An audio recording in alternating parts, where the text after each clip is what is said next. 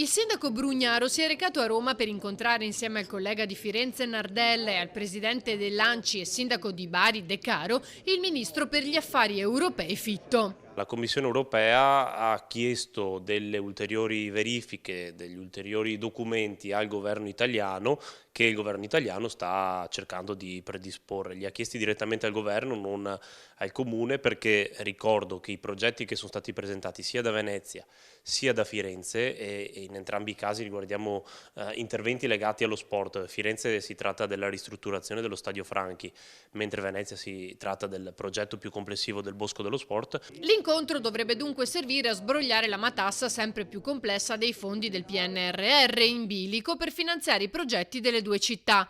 Mentre la premier Meloni rassicura, ma PD e 5 Stelle sollecitano un confronto in Parlamento. Il governo aveva dato l'ok in accordo con la Commissione europea ai progetti ancora un anno fa, quindi insomma pare molto strana anche questa cosa, no? In cui il governo dà l'ok insieme alla Commissione europea ai comuni per i progetti e adesso invece ha chiesto ulteriori modifiche, quindi insomma auspichiamo che tutto si risolva per il meglio e che si proceda quanto prima per utilizzare questi fondi.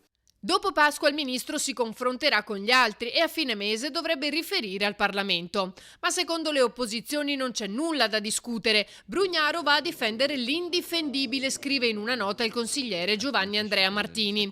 Il Bosco dello Sport, continua, è un'enorme operazione di sovvenzionamento pubblico di interessi privati. Viene facile da pensare che a beneficiarne, si legge ancora, saranno soprattutto i privati che costruiranno le nuove strutture e quelli che li gestiranno. Una follia, conclude.